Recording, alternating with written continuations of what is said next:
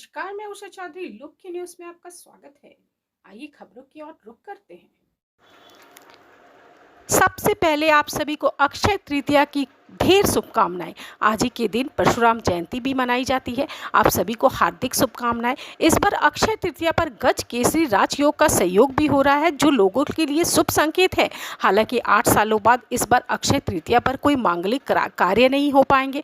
वजह इस साल गुरु और शुक्र के अस्त होने के चलते मांगलिक कार्यों का मुहूर्त नहीं है और इसी वजह से विवाह, गृह प्रवेश, मुंडन आदि मांगलिक कार्यों के लिए मुहूर्त नहीं है।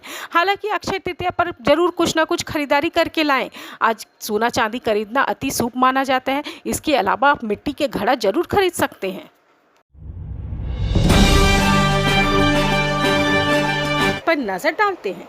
लोकसभा चुनाव के बीच प्रधानमंत्री की इकोनॉमिक एडवाइजरी काउंसिल ने भारत की जनसंख्या में अल्पसंख्यकों की हिस्सेदारी पर एक वर्किंग पेपर जारी किया है। इस वर्किंग पेपर का शीर्षक है share of religious minorities across country analysis. Expert इस रिपोर्ट की आलोचना इसलिए कर रहे हैं क्योंकि भारत में हिंदुओं का संख्या घटी है और मुसलमानों की आबादी में बढ़ोतरी हुई है। वर्किंग पेपर की इस शीर्षक पर पहुंचा है कि 1950 से 2015 के बीच हिंदुओं की आबादी 7.82% घटी है। 1950 में देश की कुल आबादी में हिंदुओं की हिस्सेदारी 84.68% थी और 2015 में ये हिस्सेदारी 78.06 हो गई थी। 1950 में भारत की कुल आबादी में मुसलमानों की प्रतिशत 9.84 था और 2015 में ये 14.09% हो गया। 1950 की तुलना में ये मुसलमानों की आबादी में 43.15% की बढ़ोतरी हुई है। रिपोर्ट में ये दावा किया गया है कि भारत में हिंदुओं की आबादी लगभग 8% तक कम हुई है।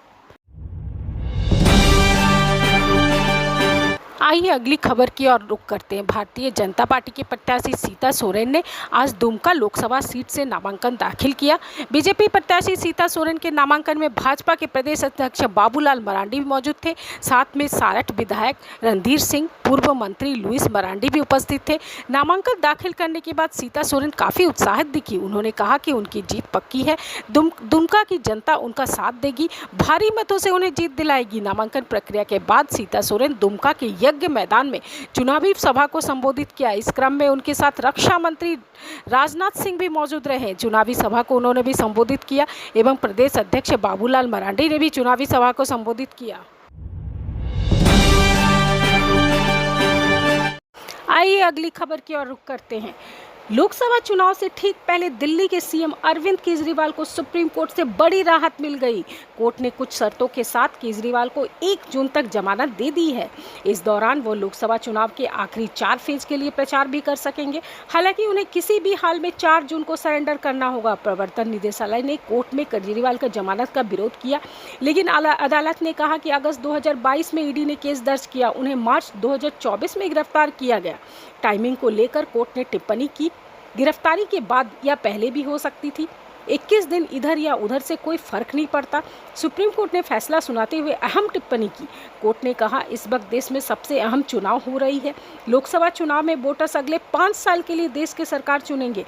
आम चुनाव लोकतंत्र को संजीवनी को प्रदान करता है। हम ईडी की इस दलील को खारिज करते हैं कि केजरीवाल को बेल देना उन्हें आम जनता की तुलना में ज़्यादा विशेष स्थान देगा।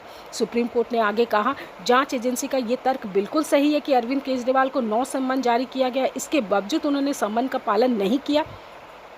ईडी का ये तर्क जाहिर तौर पर केजरीवाल के खिलाफ जाता है, लेकिन जमानत देते हुए हमने अन्य पहलुओं पर भी विचार किया है।